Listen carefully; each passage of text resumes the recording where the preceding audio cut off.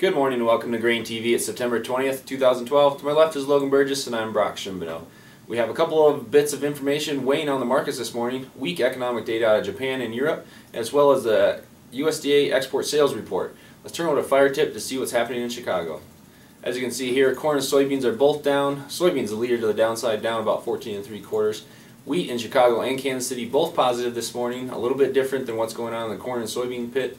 But let's turn our attention back to the daily soybean chart that we've been paying attention to for the last couple days, as a severe battleground is shaping up around that 1645 area. Right. As you can see here on this chart, the area of 1645 we've been talking about as a support level. We once again tested it a couple times this morning. That's the top end of the range that was printed between the late part of July to the late part of August. I think this is continue to be a battleground as we move forward through today's session and the next coming sessions. If we happen to fall below that level and close below that level, I think it really opens the downside to a lot more selling. Right, you know, kind of right now it looks like we might be establishing the bottom of a range here that we might trade for a while. One thing that's going to weigh on the soybean complex, though, is the dollar index strengthening sharply here today. Here's a dollar index chart for December delivery. Dollar index basically compares the US dollar to 6 major currencies. The euro and the yen are two of the largest ones in that basket there. And as you can see here, basically QE3's effect on the dollar index here. We sold off sharply after the announcement of QE3,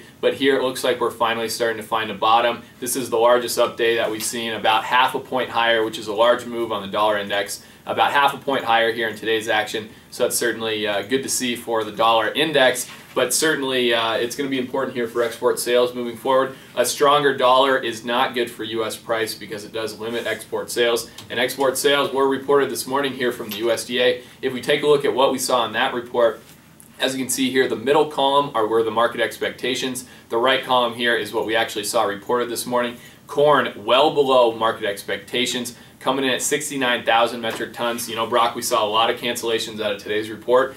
Totally different story out of soybeans, 712,000 metric tons there at the high end of expectations, and wheat coming in right in line with expectations. You know, we've been talking about this for a while here, Brock. Really the difference in demand destruction between the corn and soybean complex right now, I think that was really reflected in this report here.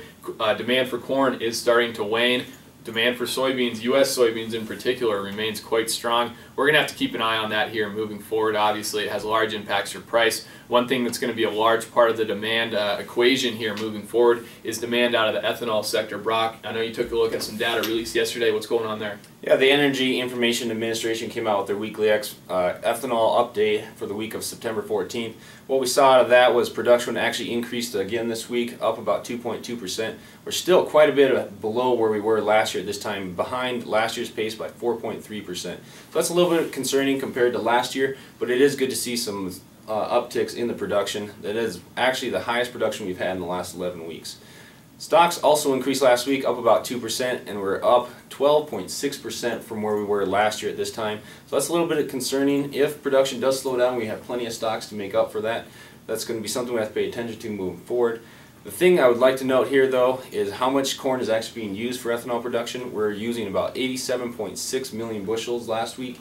That's slightly ahead of what the USDA is currently projecting. So if we do continue on this pace, we will meet the USDA projections for this year for ethanol use of corn. Absolutely. Well, that's kind of what we're looking at here today. Things to keep on your radar. Tomorrow we will be getting the cattle on feed report. Additionally, we'll be getting numbers out from Informa on crop production estimates. The big thing that will be watched closely there is the acreage, the harvested acreage expectation. If we remember back to the September 12th WASDE report, the USDA didn't touch that number at all. It'll be interesting to see what Informa comes out with tomorrow. In the meantime here, we'll be tweeting about the markets as they trade live, and this afternoon you can catch Brock on AgWeb Radio for the market close. That wraps up our show here for this morning. Thanks a lot for joining us. We'll see you tomorrow.